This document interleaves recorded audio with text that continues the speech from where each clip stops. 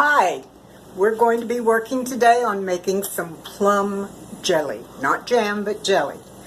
According to the the Sure Gel package, it comes in the low sugar Sure Gel. This is what you need. You need 4.5 cups of juice, which I have right here. We got this when we cut up and cooked our plums for the plum bark. It's on another video.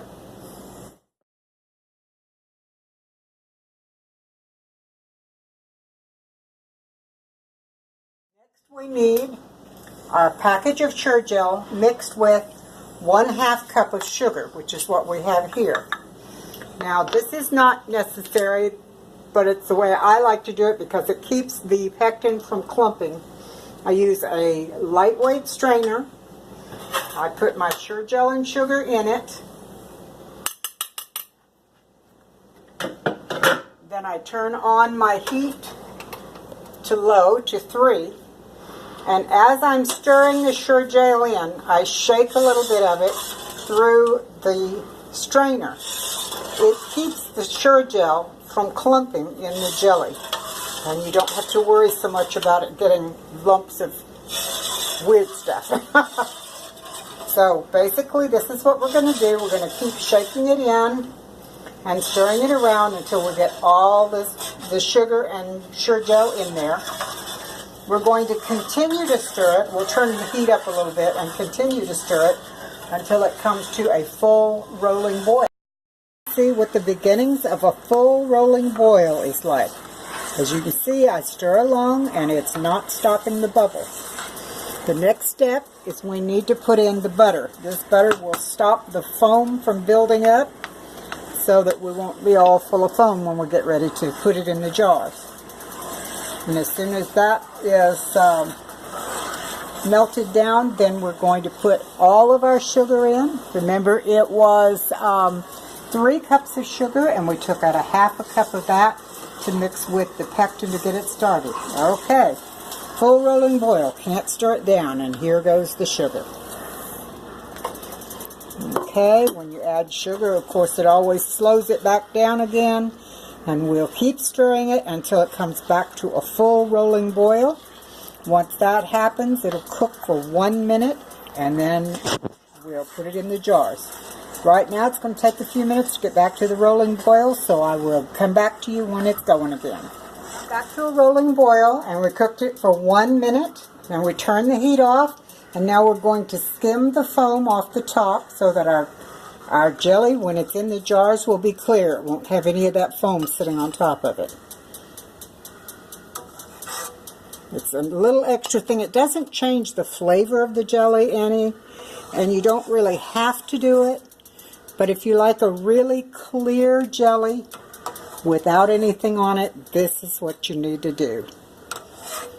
There. I'll set that bowl out of the way. Now, I took 2 of my jars out of the oven where they've been staying hot at 220 degrees.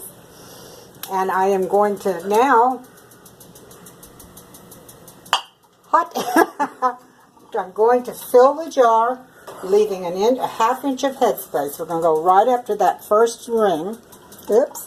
Hold on, I'm sorry. I need to get my funnel.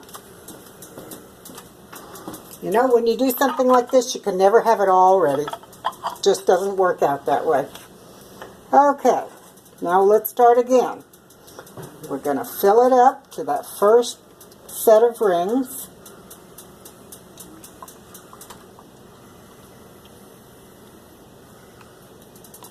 Just a little more.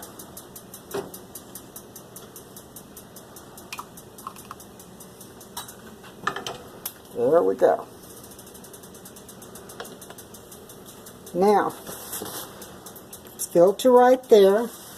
Take your paper towel, dip it in some vinegar, and you wipe the rings around the rim to be sure there's no sugar or oils or anything like that to stop you from having a good seal. I've had my lids soaking in hot water. You set it right down on top like that, and you take one of your rings, Put it down. And when it starts to twirl like that, you take it and do one little twist. Then you use your jar lifter. You take it over to the canner, which has been heating, and you set it down in the water. This is what we're going to do, and it stays on warm. It's not boiling or simmering, it's just staying real warm. We'll continue to do that until we have all the jelly in the canner, then I'll bring you right back.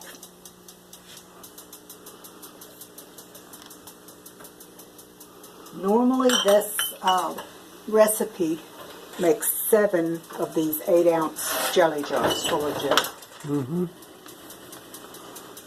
But every once in a while I don't measure quite as accurately as I should, and it gets a little more than the 7. Those are the ones I put in the refrigerator and we enjoy without having to can them, because they're not going to go on the shelf.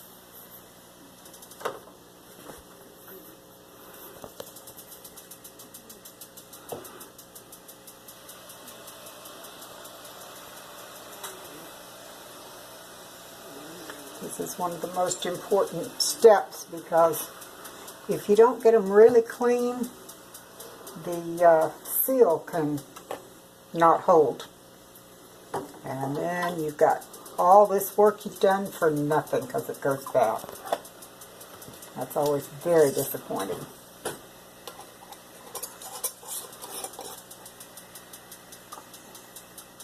Look how clear that is. So pleased.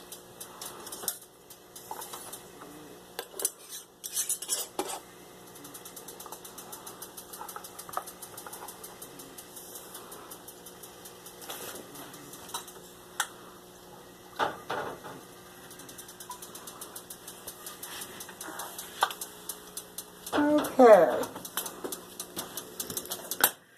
our canner is filled. The water is just a little over an inch over the top of the jars.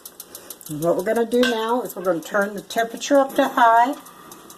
And when it starts boiling, we'll set the timer for how much? Let's see, for 5 minutes.